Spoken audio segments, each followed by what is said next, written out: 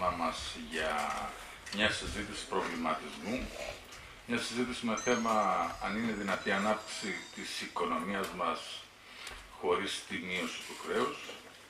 Μετά τα 5 χρόνια της ταλαιπωρίας που περνάει ο λαός και που μπαίνουμε στο έκτο έτος, φυσικά είναι εύκολο να απαντήσει κανείς ότι δεν είναι δυνατή μια τέτοια ανάπτυξη.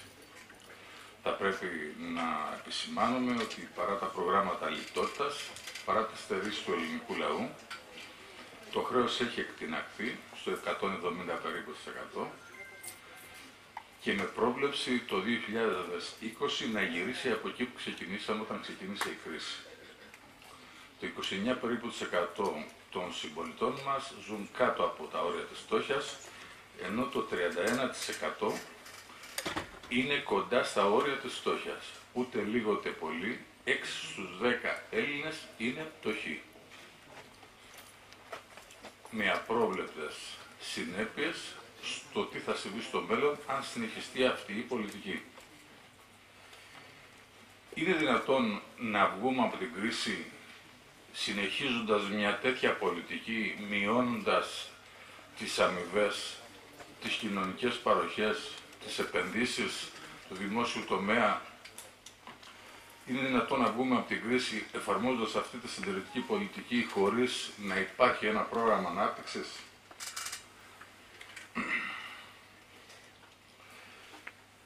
Θεωρούμε ότι η συνταγή η οποία χρησιμοποιείται αυτή τη στιγμή, το μόνο που είναι να κάνει είναι να διονύζει τη φτώχεια, τη μιζέρια σε αυτόν τον κόσμο, να μην δίνει προοπτική ότι υπάρχει χώρα, να μην δίνει προοπτική ότι υπάρχει δυνατότητα η χώρα μας να βγει από την κρίση, και για να γίνει κάτι σε αυτόν τον τόπο πρέπει οι πολίτες να πάρουν μία πρωτοβουλία, να σηκώσουν το κεφάλι τους και να ζητήσουν μια διαφορετική πολιτική.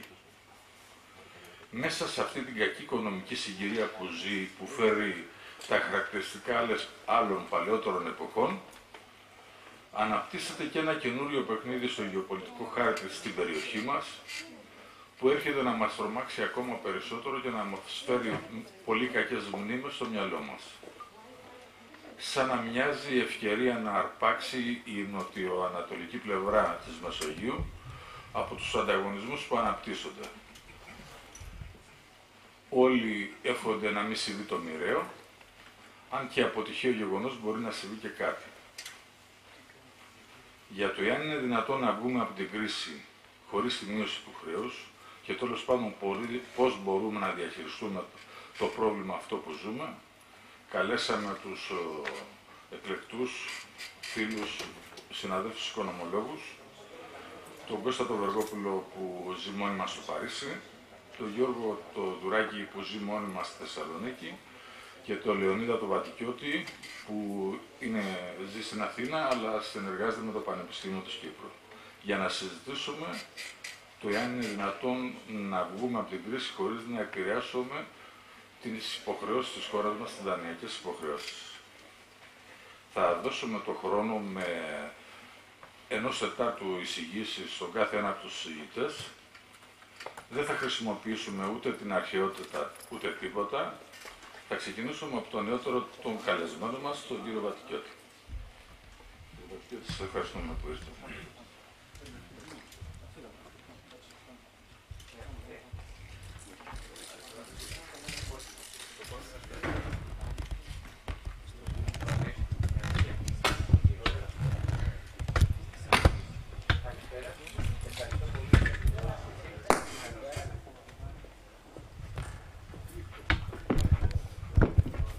Ευχαριστώ πολύ για την πρόσκληση, την Ανεξάρτητη Κίνηση Οικονομολόγων Ελλάδας, και θα ήθελα να εξάρω αυτή την πρωτοβουλία γιατί παρότι η κατάσταση εξακολουθεί να είναι τόσο δραματική όσο ήταν πριν από 4 χρόνια, αυτό το οποίο διαπιστώνουμε είναι μια προσπάθεια να συνηθίσουμε αυτή την κατάσταση. Συζητήσεις όπως η σημερινή πιστεύω ότι έχουν μεγάλη σημασία γιατί χτυπάνε το καμπανάκι του κινδύνου, μας βοηθάνε να μην θεωρούμε ως δεδομένο και φυσιολογικό αυτό το οποίο συμβαίνει τα τελευταία χρόνια. Η άποψή μου είναι πως η ανάπτυξη της οικονομίας προϋποθέτει διαγραφή του χρέους. είναι σίγουρο ότι δεν υπάρχει καμία δυνατότητα να εξέλθουμε από αυτό το βάλτο στον οποίο ζούμε από το 2010 χωρίς να γίνει ένα γενναίο κούρημα του δημόσιου χρέους. 3 επιχειρήματα συνηγορούν σε αυτή την κατεύθυνση. Το πρώτο είναι τα όσα έχουν γίνει μέχρι στιγμής. Το δεύτερο είναι η θετική εμπειρία που έρχεται από όσες χώρες προχώρησαν σε διαγραφή του δημόσιου χρέους.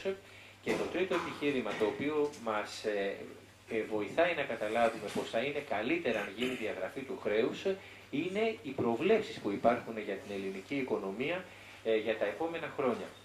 Εν ολίγης, αυτό που πιστεύω ότι πρέπει να γίνει είναι γενναία διαγραφή του δημόσιου χρέους με μονομερείς ενέργειες, ανατροπή της πολιτικής της λιτότητας και άμεση έξοδος από την Ευρωζώνη και μακροπρόθεσμα από την Ευρωπαϊκή Ένωση. Καταρχήν πρέπει να δούμε τι έχει συμβεί τα τελευταία χρόνια στην ελληνική οικονομία. Με άλλα λόγια, τι έχουμε υποστεί επιλέγοντας να είμαστε τα καλά παιδιά των πιστωτών, επιλέγοντας να εφαρμόζουμε ακριβώς ό,τι μας ζητάνε οι δανειστές. Η ύφεση που υπάρχει στην ελληνική οικονομία έχει φτάσει συνολικά όλα αυτά τα χρόνια, το 24 σχεδόν τα 100, η πτώση του ΑΕΠ εννοώ, και η ελληνική κρίση έχει πλέον χαρτογραφηθεί ως η τρίτη πιο καταστροφική κρίση των τελευταίων 100 χρόνων και μάλιστα εάν τη συγκρίνουμε με τις άλλες δύο κρίσεις των Ηνωμένων Πολιτειών και του Καναδά που είχαν μεγαλύτερη πτώση στο ΑΕΠ, μπορούμε να καταλάβουμε ότι η δικιά μας η κρίση είναι πιο δραματική γιατί κρατάει πολύ περισσότερα χρόνια. Το δεύτερο το οποίο παρατηρούμε είναι μια συρρίκνωση του κεφαλαίου, βλέποντας δηλαδή τον σχηματισμό του κεφαλαίου, το κεφαλαιακό απόθεμα στην ελληνική οικονομία να έχει πέσει στο χαμηλότερο σημείο των τελευταίων 25 ετών. Μάλιστα, οι επενδύσεις πάγιου κεφαλαίου στην Ελλάδα μειώνονται σταθερά, κατά 2,7% στην Ελλάδα το 2014 το τρέχον έτος, όταν στην υπόλοιπη Ευρωπαϊκή Ένωση αυξήθηκαν κατά 5,3%. Υπογραμμίζω αυτή τη διαφορά για να καταλάβουμε πως δεν είναι ένα γενικό κακό, όλοι πληττόμαστε από την κρίση, αλλά εκφράζεται με πάρα πολύ διαφορετικούς όρους στην Ελλάδα από ό,τι στις υπόλοιπες χώρες. Το τρίτο χαρακτηριστικό είναι η μεγάλη πτώση της βιομηχανικής παραγωγής. Και εδώ μάλιστα αξίζει να δούμε ότι οι ρυθμοί με τους οποίους καταστρέφεται η βιομηχανία στην Ελλάδα είναι πολύ ταχύτεροι από τους ρυθμούς με τους οποίους καταστρέφεται σε όλη την υπόλοιπη Ευρώπη. Και μάλιστα η Ελλάδα ξεκινούσε από πολύ πιο χαμηλό σημείο. Αρκεί να δούμε ότι η συμβολή της βιομηχανίας στο ΑΕΠ στην Ελλάδα ήταν 9%, όταν στην υπόλοιπη Ευρώπη ήταν 15%. Γιατί επικεντρώνω στην βιομηχανία και όχι στον τουρισμό, στην οικοδομή ή στο εμπόριο? Γιατί είναι σήμερα δεδομένο πως οι πιο καλοαμοιβόμενες, σταθερές θέσεις εργασίας δημιουργούνται στη βιομηχανία με πολλαπλασιαστικά αποτελέσματα και φυσικά δεν εννοώ παροχημένους κλάδους που ανήκουν στο 50 και στο 60, αναφέρομαι και σε σύγχρονους κλάδους της οικονομίας. Συνεχίζοντας για την δραματική κατάσταση στην οποία έχει περιέλθει η ελληνική οικονομία, όσο συνεχίζει να είναι το καλό παιδί των πιστωτών, αξίζει να δούμε την άνοδο των μη εξυπηρετούμενων δανείων. Ακούσαμε πριν από λίγες μέρες προχτές τους τραπεζίτες εξερχόμενους από το Μέγαρο Μαξίμου να υπόσχονται πως θα ανοίξουν τις τρόφικες των δανείων. Πρόκειται για πολύ μεγάλο ψέμα. Τα stress test, αν κάτι έδειξαν, είναι ότι οι τράπεζες με βάση τις 4 συστημικές μιλάω, με βάση τους ισολογισμούς στις 31 του Δεκάτου του 2013 ήταν όλες χρεοκοπημένες. Πέρασαν τα stress test μόνο αφότου ενσωμάτωσαν τις αυξήσεις μετοχικού κεφαλαίου που έγιναν την Άνοιξη στο δεύτερο κύκλο των αυξήσεων και αναδιαρθρώσεις, όπως για παράδειγμα την πώληση της Finance Bank από την Εθνική Τράπεζα και περαιτέρω σφίξιμο των χρηματοδοτήσεων, κατά συνέπεια. Αυτή η πρόβλεψη που έκαναν, γιατί είναι πρόβλεψη ότι οι ελληνικές τράπεζες αντέχουν, μένει να υλοποιηθεί και θα υλοποιηθεί όσο οι τράπεζες γίνονται περισσότερο σφίγγες απέναντι στις επιχειρήσεις και στα νοικοκυριά. Το πέμπτο στοιχείο που δείχνει την δραματική κατάσταση της οικονομίας είναι η απαξίωση του χρηματιστηρίου. Η πτώση των τελευταίων 3 εβδομάδων μάλιστα είναι πολύ ενδεικτική για να δούμε την ποιότητα των κεφαλαίων που συγκεντρώθηκαν στην Ελλάδα από το καλοκαίρι του 2012 και μετά, όταν επισκέφθηκε ο Σαμαράς στις Ηνωμένες Πολιτείες και μάζεψε στην Ελλάδα και επένδυσαν κυρίως σε τράπεζες αλλά και σε βιομηχανικούς κλάδους τα πιο κερδοσκοπικά κεφάλαια. Και το είδαμε τώρα με τι ευκολία τα κεφάλαια αυτά σηκώνονται και φεύγουν. Τι μας αφορά η καθίζηση του χρηματιστηρίου, βγαίνει ένα πάρα πολύ απλό συμπέρασμα. Ότι μια επιχείρηση δεν μπορεί να στηριχτεί στις τράπεζες για να πάρει λεφτά, δεν μπορεί να στηριχτεί όμως ούτε και στο χρηματιστήριο, εάν θέλει να κάνει μια επέκταση δραστηριοτήτων και να αναζητήσει κεφάλαια. Έκτο και τελευταίο χαρακτηριστικό για την δραματική κατάσταση της οικονομίας είναι η καθίζηση των μισθών. 25% πτώση των μισθών, γιατί δεν βλέπω και καλά, και μια πολύ μεγαλύτερη τέλος πάντων πτώση για τους νέους άνω των 25 ετών. Σε καμία άλλη χώρα της Ευρωπαϊκής Ένωσης δεν σημειώθηκε τέτοια πτώση των μισθών. Και μάλιστα εδώ πρέπει να προσθέσουμε, για να έχουμε το κοινωνικό ζήτημα σε όλες τις διαστάσεις του, ότι συμπληρώνεται και από μια ανεργία στο 27%. Μάλιστα, το να είσαι άνεργος στην Ελλάδα είναι πάρα πολύ πιο οδυνηρό από το να είσαι άνεργος στη Γερμανία. Στη Γερμανία, για παράδειγμα, οι επιδοτούμενοι από το πακέτο Hartz 4 είναι περισσότεροι από τους ανέργους, γιατί υπάγονται σε αυτό ακόμη και όσοι δουλεύουν σε εργασίες μερικής απασχόλησης. Στην Ελλάδα είδαμε πρόσφατα ότι μόνο το 12% των ανέργων παίρνει επίδομα ανεργίας από τον ΟΑΕΔ. Το υπόλοιπο 88% παίρνει χαρτζηλίκι από τους γονείς του ή τα παιδιά δίνουν χαρτζηλίκι στους άνεργους γονείς, γίνονται μετανάστες ή εξαθλιώνονται και εξευτελίζονται καθημερινά. Αυτά είναι τα αποτελέσματα από τη στρατηγική απόφαση που πήρε η πολιτική ελίτ της Ελλάδας να είναι τα καλά παιδιά των πιστωτών και να υπηρετήσει μέχρι τέλους, να εξυπηρετήσει το δημόσιο χρέος. Πάμε τώρα να δούμε την αντίθετη εμπειρία. Πάμε να δούμε τι συνέβη.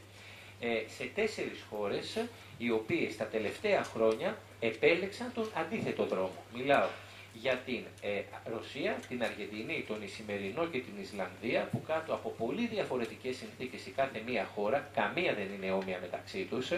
Γι' αυτό το λόγο ας μην επικαλεστούμε ως επιχείρημα ότι ναι, αλλά η Ελλάδα δεν είναι Ισημερινός, ναι, αλλά ούτε και η Ρωσία ήταν Ισημερινός, ούτε και η Ισλανδία ήταν Αργεντινή. Σε όλες λοιπόν αυτές τις χώρες μπορούμε να παρατηρήσουμε το εξής κοινό χαρακτηριστικό. Ότι η κρίση ήταν σύντομη, διακόπηκε αυτόματα με το που αποπάρθηκε η απόφαση της τάσης πληρωμών, ανέβηκε το ΑΕΠ και επήλθε σημαντική μείωση της ανεργίας. Επίσης, η κρίση διήρκησε πάρα πολύ λίγα χρόνια. Αξίζει για παράδειγμα να δούμε στην πρώτη οριζόντια σειρά η Αργεντινή το 2001 και το 2002. Πέφτει το ΑΕΠ της 4,4 και 10,9% και από τον επόμενο χρόνο αυξάνεται 8,8, 9%, 9%, 8%. Η ανεργία, παρότι ήταν σε πολύ μικρότερα επίπεδα από την Ελλάδα, 18 και 17%, πέφτει τα επόμενα χρόνια σταθερά. Το ίδιο συνέβη σε όλες τις υπόλοιπες χώρες. Αξίζει μάλιστα να δούμε και την εξής και μια γραφική παράσταση που δείχνει αυτή την πορεία. Στη Ρωσία, στην Αργεντινή και στις άλλες χώρες θα δούμε στη συνέχεια, έχεις μια ψαλίδα, δηλαδή με το που γίνεται η πάυση πληρωμών, το ΑΕΠ ακολουθεί μια ανωδική πορεία, η ανεργία ακολουθεί μια καθοδική πορεία. Αυτό γίνεται και στη Ρωσία, γίνεται και στην Αργεντινή, γίνεται και στον Ισημερινό, γίνεται και στην Ισλανδία. Αν αντιπαραβάλλουμε αυτή την πορεία του ΑΕΠ και της ανεργίας με το τι συνέβη στην Ελλάδα, βλέπουμε πως είναι το ακριβώς αντίθετο. Στην Ελλάδα δηλαδή το ΑΕΠ πέφτει, η ανεργία αυξάνει και αυτό είναι μια σταθερή τάση που γίνεται σε όλες αυτές τις χώρες που προχώρησαν σε πάυση πληρωμών.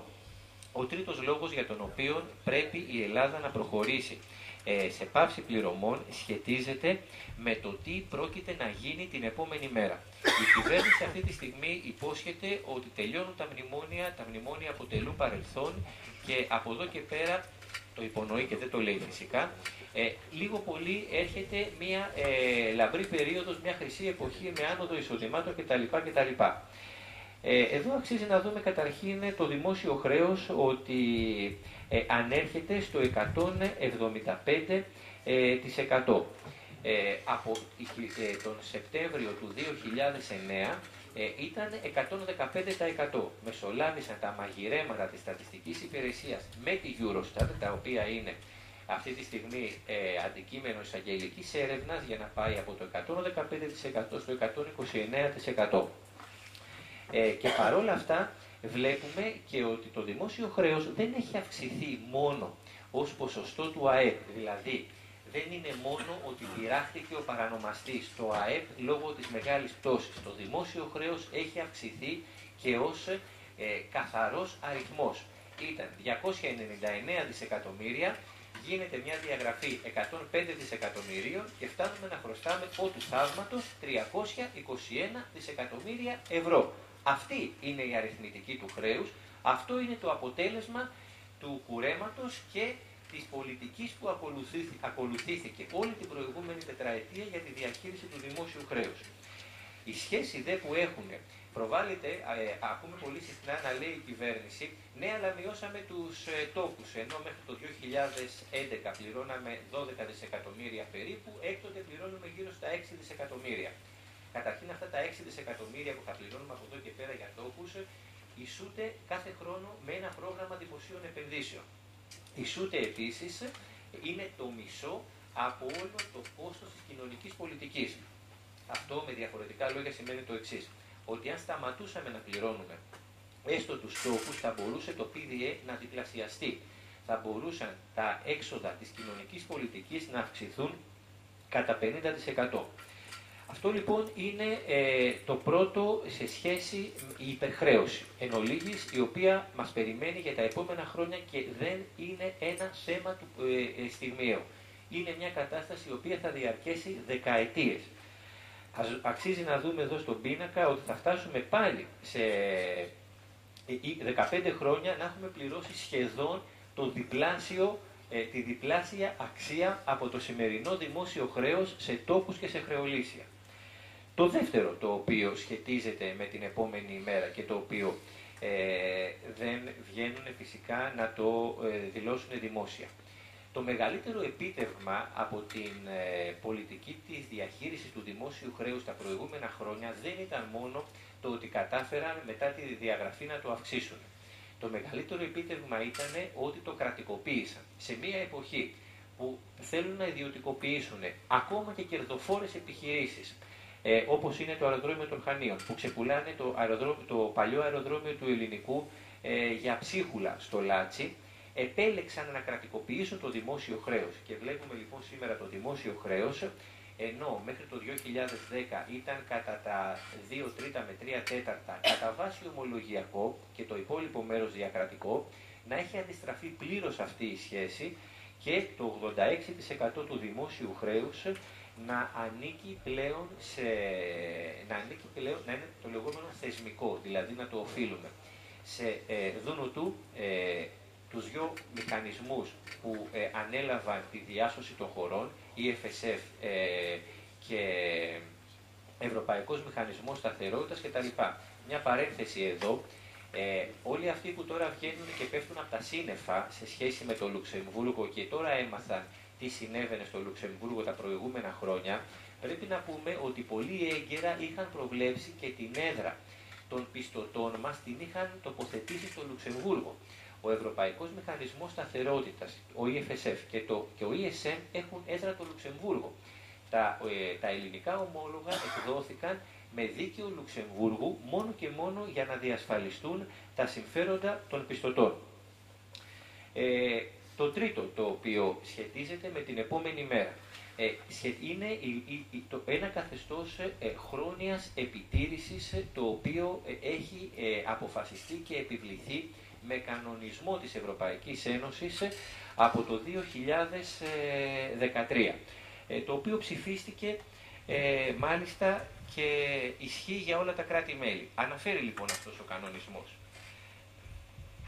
Τα κράτη-μέλη παραμένουν υπό εποπτεία μετά το πρόγραμμα, εφόσον δεν έχει εξοφληθεί τουλάχιστον το 75% της χρηματοδοτικής συνδρομής που έχει ληφθεί από ένα ή περισσότερα άλλα κράτη-μέλη, τον Ευρωπαϊκό Μηχανισμό Σταθερότητας, ΕΜΟΣΥ, κτλ.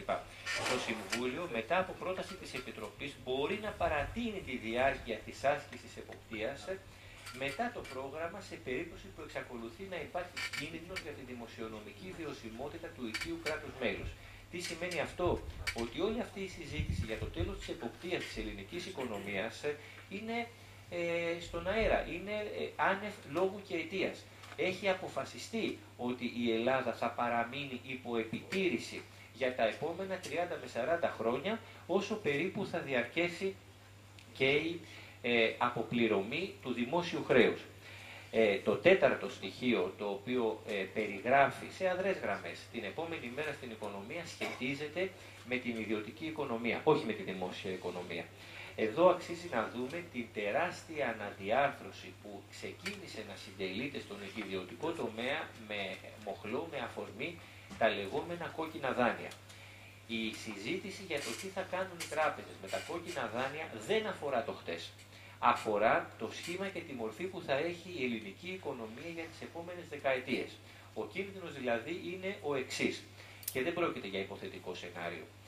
Κρίσιμοι κλάδοι της ελληνικής οικονομίας, οι οποίοι όλες τις προηγούμενες δεκαετίες αποτέλεσαν την ατμομηχανή, δημιούργησαν δεκάδες χιλιάδες θέσεων εργασίας, από την ναυτιλία μέχρι τις κατασκευές, τις ηχθειοκαλλιέργειες κτλ., που είναι σήμερα βαθιά προβληματικοί τομείς, να περάσουν στον έλεγχο συγκεκριμένων τραπεζών και αυτές οι τράπεζες ουσιαστικά να βάλουν τα δικά τους κριτήρια για το πώς θα λειτουργούν αυτοί οι κλάδοι. Καταλαβαίνουμε δηλαδή πως το αποτέλεσμα θα είναι συρρίκνωση, καταστροφή θέσεων εργασίας και αλλαγή του προσανατολισμού τους. Να πάβουν πλέον να εξυπηρετούν κοινωνικά κριτήρια στο βαθμό που τα εξυπηρετούσαν. Κανένας δεν σκοπεύει να ωρεοποιήσει την προηγούμενη κατάσταση, αλλά άμα τη συγκρίνουμε με τα σχέδια που έχει η Τράπεζα Πειραιώς για το τι θέλει να κάνει στην ναυτιλία, θα καταλάβουμε ότι σε πολύ λίγο καιρό θα είναι ελάχιστα εκείνα τα νησιά τα οποία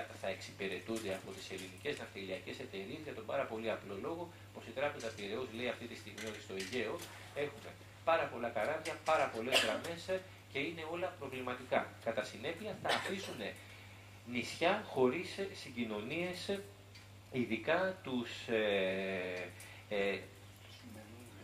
το χειμώνα. Τι πρέπει να γίνει για να ολοκληρώσω? Η άποψή μου είναι ότι πρέπει να υπάρξει άμεση πάυση πληρωμών και διαγραφή του χρέους. Η Ελλάδα πρέπει να σταματήσει να εξυπηρετεί το δημόσιο χρέος.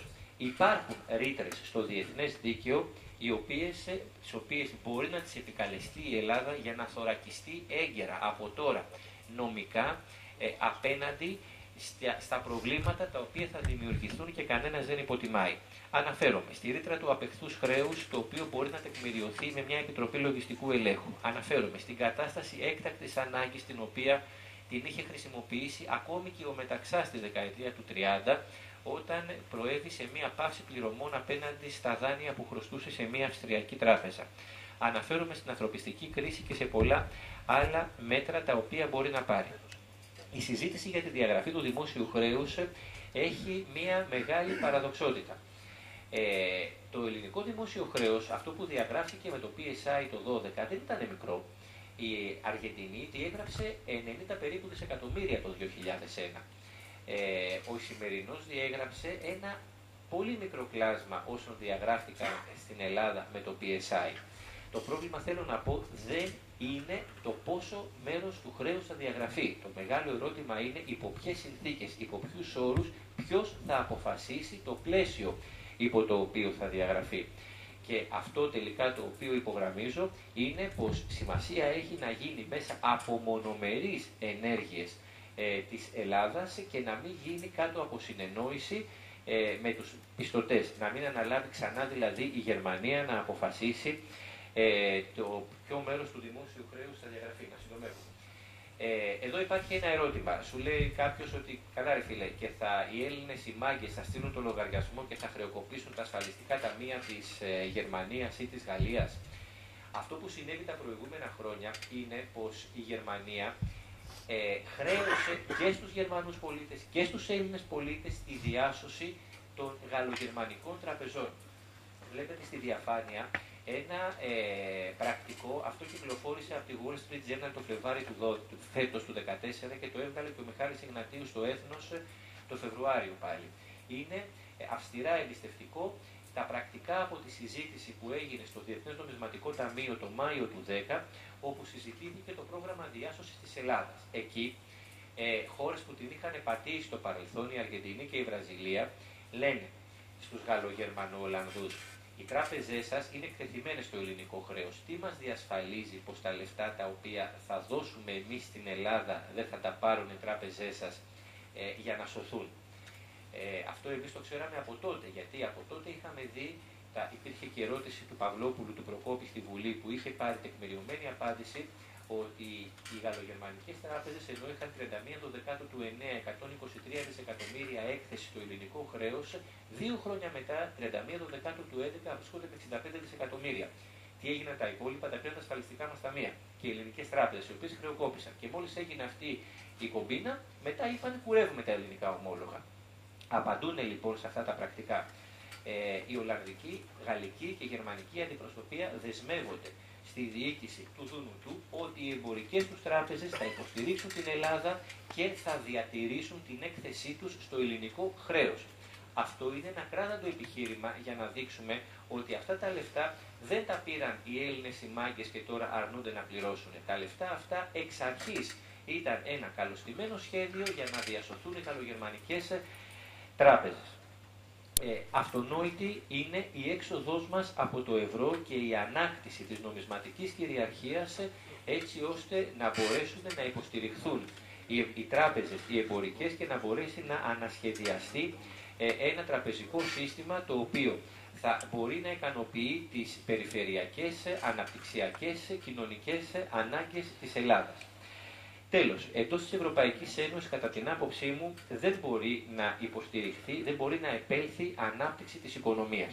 Ο καταμερισμός που έχει επιφυλαχθεί για την Ελλάδα στο πλαίσιο της Ευρώπης είναι αλυσίδες logistics, τουρισμός και γενικότερα οικονομικές δραστηριότητες οι οποίες χαρακτηρίζονται από χαμηλή εξειδίκευση, χαμηλή προστιθέμενη αξία, ευμετάβλητες,